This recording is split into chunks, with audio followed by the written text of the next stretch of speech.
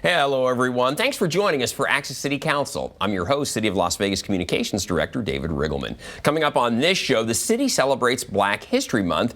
The Vision Zero program is moving forward to help eliminate pedestrian fatalities, and Charleston Boulevard continues to be improved. Oh, yes, it does. Here to talk about these topics and more is our Mayor Pro Tem, Brian Knudsen, who also represents Ward 1. Great to have you back. Happy to be here. Thank you so much. We have a lot to talk about today. We're going to jump in and do all of that. We have some special guests that we're going to be joining us about one of our specialty courts that you'll be interested in hearing about. But let's orient everyone right off the bat. Ward 1, right in the heart of the city. It's your stomping ground. You know it well. For those of you out there not exactly sure where we're talking about, well, don't worry. We're going to show you right here on the map. It's that area, appropriately enough, with the big 1 on it. And it really goes from just west of the downtown, but all the way out to the northwest. And it's really where Las Vegas started because you have the Springs Preserve in your the oldest ward. part of Las Vegas is in Ward 1. So I'm very, very proud of that. And you have been the city councilman there for since 2019. 2019. So the time just flies when you're having fun. Flies right? by. So, well, this is a busy month. February, we're moving into March now, but February, Black History Month. And you had posted this on Facebook. You said, from a fun festival in Ward 1, you're going to tell us more about this annual event. Now, I was amazed at the turnout for this. Check this out, everybody. Nice. So, yeah, they've been doing this for a while now. This is the 3rd year that I've been able to get up on stage. There are so many people at Black History Month at the Springs Preserve. Wow. So this is off of Valley View and the 95. If you haven't been to the Springs Preserve, I'm there a lot with my kids. Mm-hmm. For Black History Month, that event they hold, it's jam-packed. I mean, it really is like wall-to-wall people. What do they do, Councilman? Do they have historic readings? Do they have entertainment? What do they do? All of it. So there's performers on the stage. So when we're there, there's always a performance going on. There's booths lining up where you can sit and listen or walk around. There's the playground, there's the train, and then you go back and there's bounce houses for the kids. There's food to eat. There's all kinds of art exhibits. It's just, they do such an amazing job with it. And so in the picture there, I'm there with my son, Andrew, and his friend, Nash. And I always like to bring kids up on stage because I think it takes the pressure off of me a little bit. But it's because they're looking at the kids, right? Yes, it's so much fun. And if you haven't been to the Springs Preserve, highly recommend it. If you haven't been to Black History Month at the Springs Preserve, you got to get your tickets early because it's jam-packed busy. It's a great event. That is really cool. And the Springs Preserve, all their programming there is pretty amazing. Mm-hmm. What's really neat about it is this is where Las Vegas started because that's where, appropriately enough, the springs that fed Las Vegas, its water supply in the early days, bubbled right up out of the ground there. That's right, and you can take the train tour around and see that area. You can see all kinds of exhibits. They have stuff for the kids. They have little animals. It's just a fun place to be. And Bronze Cafe is now there. Bronze Cafe is very good. If you want lunch, it's a great lunch spot. They catered our State of the City this year, and they did. They do an amazing job. And then, Councilman, moving on, this is great. I know a gem in Ward 1 as well. The Rainbow Company Theater, you posted on Facebook from the Charleston Heights Arts Center celebrating some very special performers from the Rainbow Company Youth Theater. They just got done with the production of Romeo and Juliet. If you have not been, I highly recommend it. I didn't go to this one, but I've been to a lot. I mean, the last 2 years I've been to all of them. So I generally bring my kids and their friends.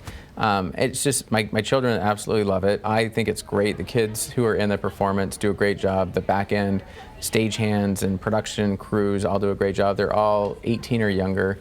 The city has just done a really amazing job of building up this theater company. And my sincere hope is that over the summer, when they're doing summer camps, I can get my 7-year-old into one of them because it's such an amazing production. That Romeo and Juliet, which I did not see, but I've seen all the other ones, they just do a great job. And the children who are in it do a great job performing, and everyone engaged. It's top notch. So really recommend it. Yeah, the level of talent is going to really surprise you as well. The kids are and of all ages are just outstanding. Mm-hmm. So, and it's not like a 30-minute come in and be done. It's like sometimes it's like a 2-hour show. Yeah, and it's a full-on production, and it's all run by kids. So. Yeah. Kudos to everyone involved because it's great. Yeah. So check it out if you've not. Of course, the Rainbow Company Theater. It's the Charleston Heights Arts Center, right? Correct, right off of Brush between Right. Charleston and Alta. So again, right in the heart of Ward 1. So I do love going. My kids have been a number of times. It's just a great facility. It is a nice amount of seating in too. I think it seats about 300 in there, Yeah, something like about that. It's about that size.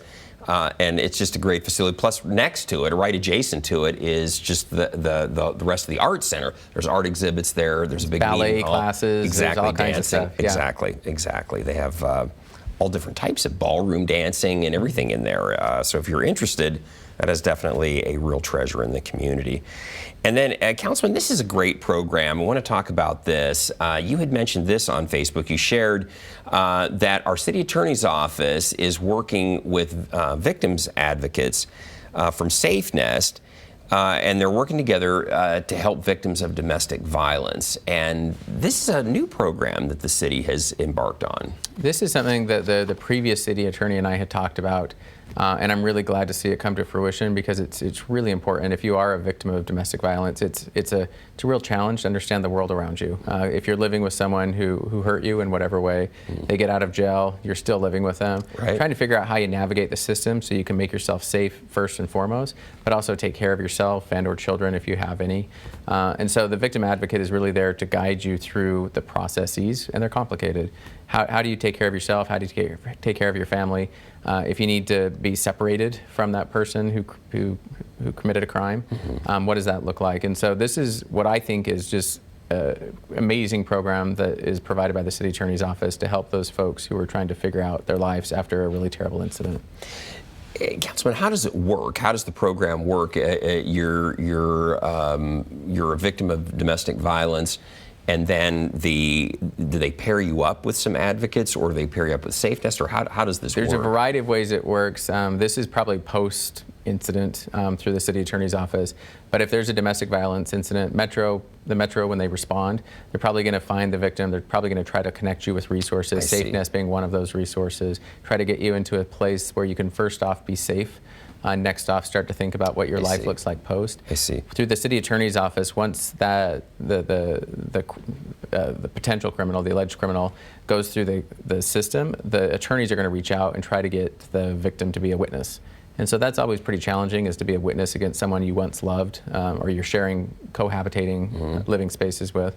And so coaching that person through of how they take care of themselves, how do they make sure that they're safe, secure, their children are safe and secure, and also make sure that the person that's potentially committed a crime has a trial that meets expectations. Yeah. And so it's a very complicated system, and I think Safe Nest did a great job of creating advocates for people within that system.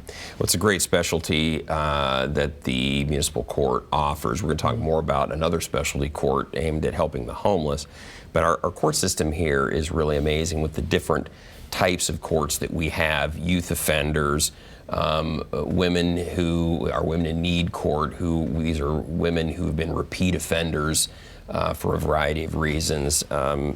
This program now to help people with issues dealing with domestic violence. It's really cutting edge what our judges and what the court are doing over there. Yeah, and we have great judges, and this is their personal motivations, their personal ambitions to create a better society, and that's what you're seeing in these specialty courts, along with our prosecuting attorneys and our city attorney, trying to come up with as many avenues to healthier, better lives for people who do enter into the criminal justice system. So it's a coordination between different branches of government, different employees with different experiences and knowledge bases, trying to work together to make the world better. That's a great program, so kudos to all involved with that.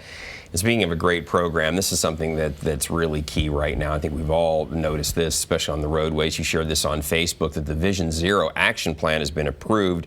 Of course, this is a very important program to keep our roadways safe. And we've had a rough year so far in 2023 of the number of fatalities on our roadways here locally, and especially the number of pedestrian fatalities. A number of pedestrians have been hit and killed.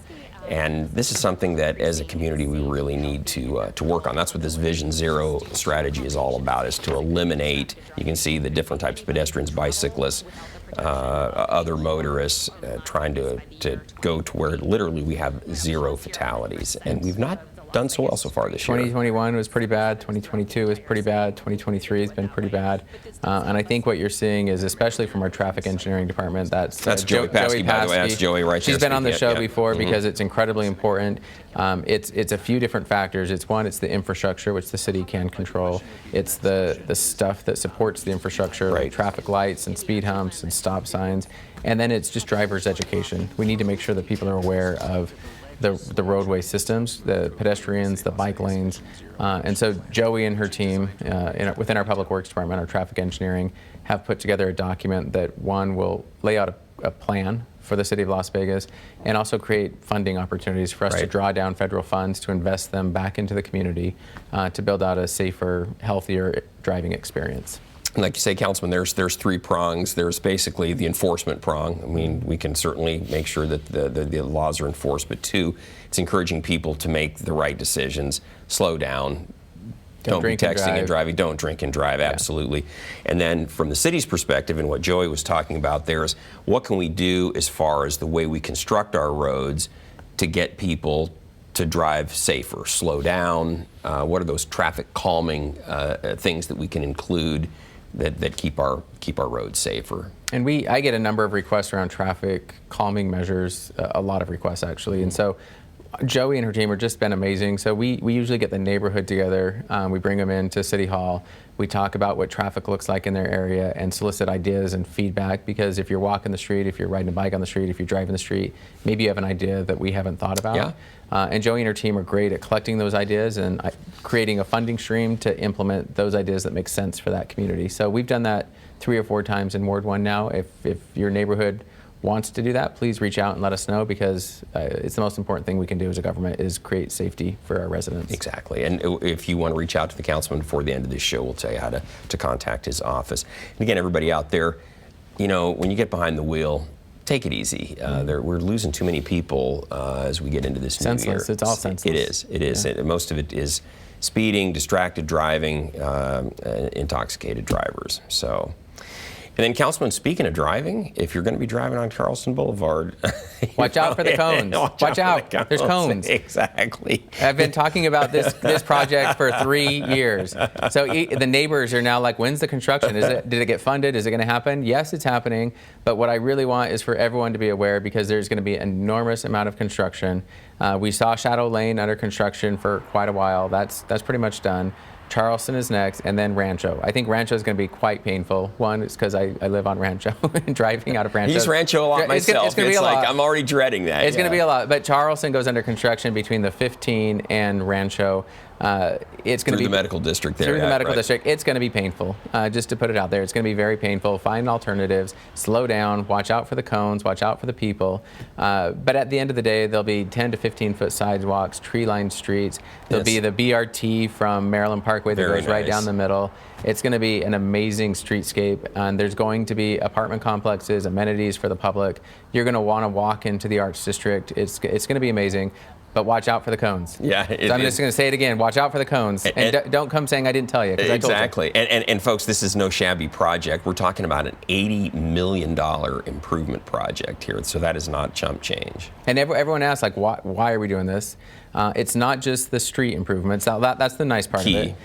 We also have the oldest part of the community, which we talked about earlier. This is the beginning of Las Vegas, the beginnings of our sewer system, the beginnings of our water system, the beginnings of our cable system. All of those things are underground. So as we're making it look nice on the top, we're fixing all the stuff on the bottom as well. Yeah. So this is how you end up with a refurbished, facelift Ward 1. And really, folks, this is a lot of what we dealt with on Las Vegas Boulevard, too, because not only did we do the same on the surface, but underground, some of the oldest infrastructure anywhere in the valley. And you're having that in Ward 1, too, Councilman. It needs to be fixed up. Some of this stuff dates back to the 1940s, so it needs to be replaced. There's a lot of the folks who have been living in Ward 1 in that area for 50, 60 years, and they ask why. Totally valid question, and my response is your house is also aging. I know you've replaced some light fixtures, you've replaced some toilets, you've replaced sewer systems, you've replaced water systems. The city infrastructure is no different. The same thing. You have to fix it up on a regular basis, and at a certain point in time, you have to replace it. Yeah, that's where we're at. That's a great analogy. Things are not going to last forever, and our infrastructure, especially under the ground, it doesn't either. So. Yes. Councilman, I love this too. You know, you get out there, you do a variety of opportunities for people to come and meet with you in person. You have a Brews with Brian, and your last event took place back on January 26th. This is the Tap House? This is the Tap House, on Charleston. It's very famous for anybody who's been in Vegas for a period of time. This one was my most interesting, most fun one for me probably that I've ever done. And that table there that you see, on one end you have some pretty high-end net worth folks that live in Ward 1.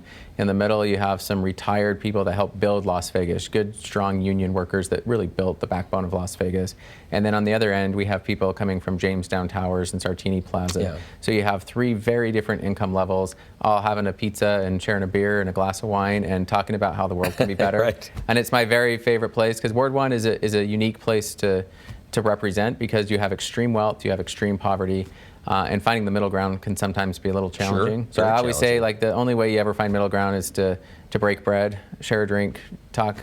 That's how you make the world better. You know, and the thing of it is, it's very informal. I think I've said this many times on this program, but I think for some people, the thought of coming to City Hall, to a council meeting, to come meet with a council member seems a little intimidating. But to have a beer and a pizza and talk over issues, a lot easier to do. So. And I always say, like, here's my cell phone number, text me, let me know what your issues are. It's helpful to know where the issues are in the community. And so the issues expressed at this table are not that different from one end of the table to the next. They're all trying their very best. They want and they expect things from the city of Las Vegas. Our job is to deliver. Exactly right. And he doesn't just do Brews with Brian. He also does like Coffee with Brian too. So that's also a brew, coffee brew. Yeah, coffee brew too. So yeah, just spelled spelled the same. But anyway, yeah, there's those kinds of brews as well. So you don't have to drink a beer. My last one was an omelet house. I had 25 people there. Same kind of dynamic. Exactly right. So you're at the famous places, Omelet House, Tap House. You know, you get into all the landmarks. And then, Councilman, I love this too. You had shared this on Facebook. This is pretty cool. You went on this tour and you toured with the Pima Medical Center. So tell us about this. This is important to me because we're experiencing a significant staffing shortage throughout the medical district, in hospitals, in medical care practices. Occupational therapists are a high-paying job. It's a great job for anybody that wants to go through that schooling program. It lasts about a year and a half. You end up with a certificate that you can use, that you can make a good chunk of change, have a decent lifestyle, and support the growing healthcare industry that we have in Southern Nevada. It's desperately needed right now. So PIMO was a occupational therapist, do everything from help you with your bodily functions, essentially. So if you have some developmental delays as you're growing up, if you had an accident or an injury, or if something was taken away from you because of a medical experience or a traumatic experience, occupational therapists do everything to help you live. Interesting. Well, it sounds like not only is it a high-paying job, but a very worthwhile job then too. Desperately needed for a lot of people. Well, that's very good. Very cool. So you did that back at the end of January. So yeah, hopefully that's going to send a lot of good people right into the medical district and that's the idea. In our community. Exactly. Well, Councilman, that's good stuff. But you know what? We need to take a short break here, and when we return, you're going to hear more about a cutting-edge program in our municipal courts. That's next. So please stay with us.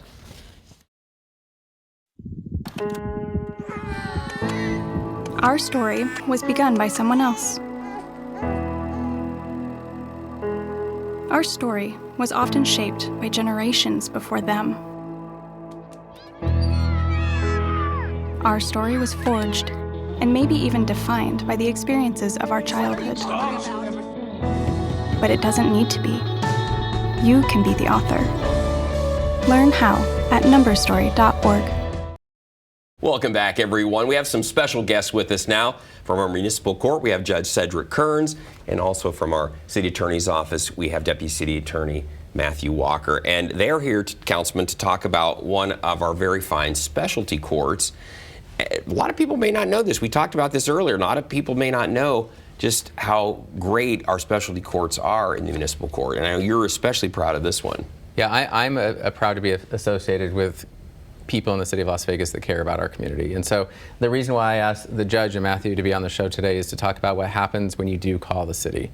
And so we kind of talked about it on Facebook Live, but What happens is people will call and say there's somebody acting crazy on the street. They're throwing rocks. They're panhandling and acting kind of strange. Those are the calls that I get. And my response is I call our MORE team. We want to go out and make sure they're safe, healthy, give them a bottle of water, and hopefully get them to a place where they can get shelter, get access to health care, get access to resources. There are instances where some folks don't want that, and they are causing some problems, potentially breaking a crime.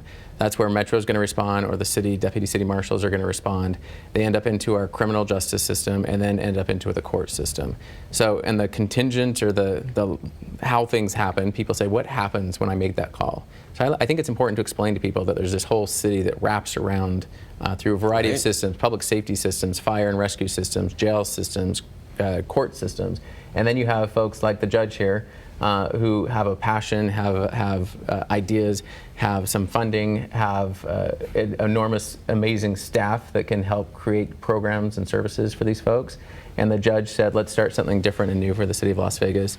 And then I found out about it, and Matthew Walker was there and talked about how a prosecuting attorney, and that's not someone you expect to be spearheading these systems. It's a prosecuting attorney saying, this we have to do a better job.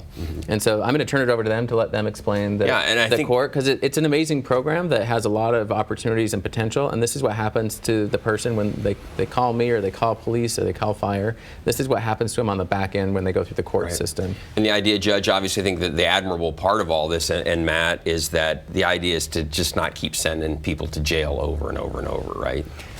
Well, that is the idea. Most of the people that end up in our system, they're not criminals. And it's hard to imagine that, but a lot of them are really mental health issues.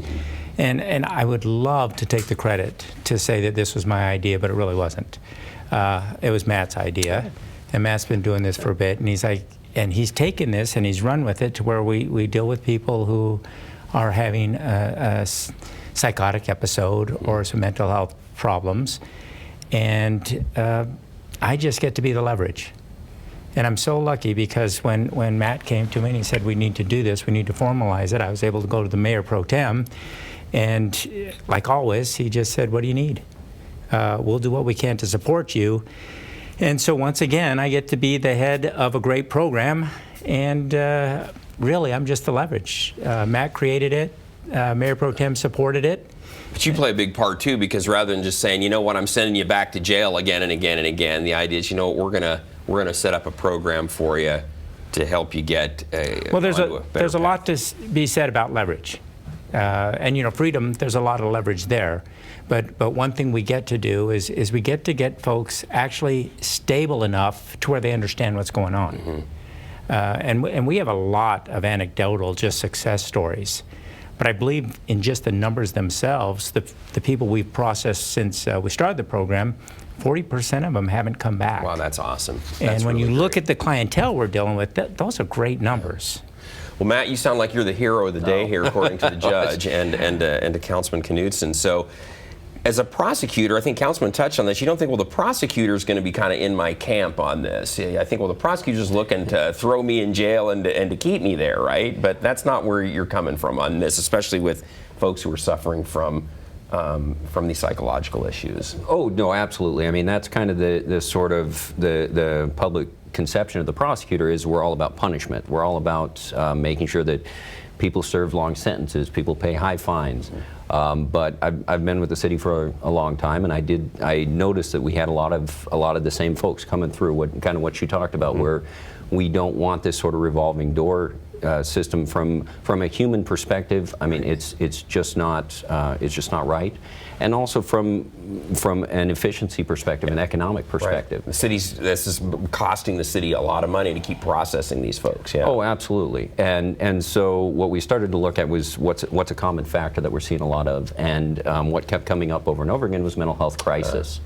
And so when we came up with the program, when we started connecting with community partners and working with our defense attorneys, is how can we address that common element? And so we've, with this Psychiatric Stabilization and Treatment Program, PST, what we look at is two types of defendants. People that are either actively in mental health crisis, and while that's not what caused them to commit the crime, it's a result of the underlying criminogenic factors that that led them to do what they did, that got them arrested.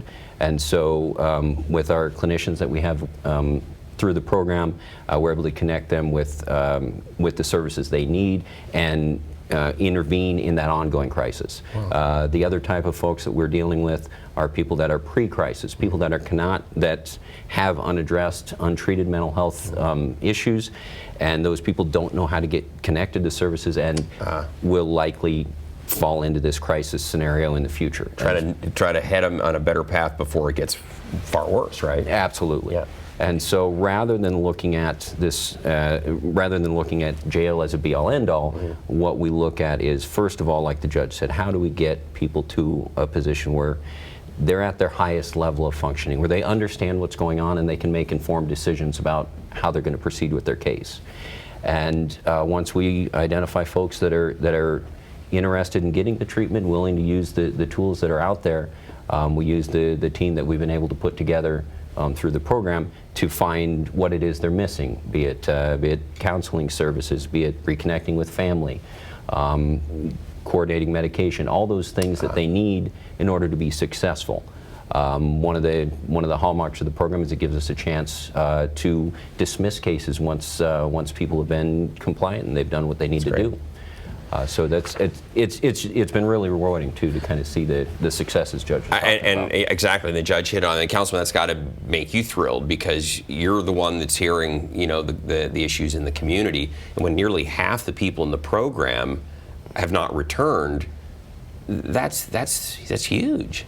I have the best job in the world. My job is to surround myself with the very best, the very brightest. That's what I think the city of Las Vegas is.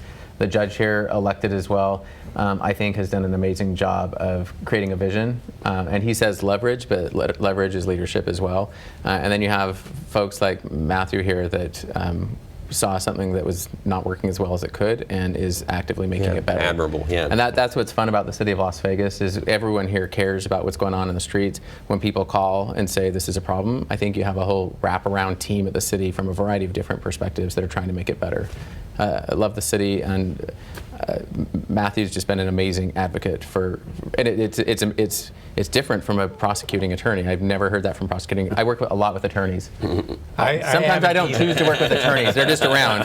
But a prosecutor who's actively advocating, you pay attention to that one. Yeah, exactly. It's very interesting. Well, Matthew, congratulations. Judge, congratulations to you. Obviously, as Councilman said, it takes someone sitting on the bench to be the final part to make this all come together.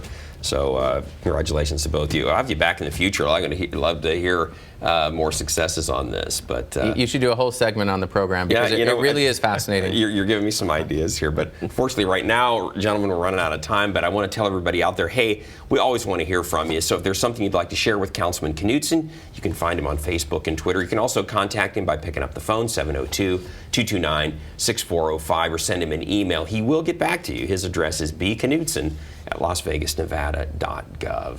So, gentlemen, again, Judge Cedric Kearns, Matthew Walker from our City Attorney's Office, thank you so much for being here. Councilman, I know you're very proud of the work they're doing, and we all are here at the City of Las Vegas. So, gentlemen, thank you so much. And, Councilman, we'll have you back in 6 weeks with another update from Ward 1. In the meantime, everyone, don't miss our next show beginning on March 9th with Ward 3 City Councilwoman Olivia Diaz. You can catch all of our KCLV shows on Apple TV, Roku, and Amazon Fire. Also, watch for our QR code during the closing credits of this show to subscribe to our newsletter. And don't forget, you can watch us live on the internet at kclv.tv. Thank you again for joining us, everyone. We'll see you next time around.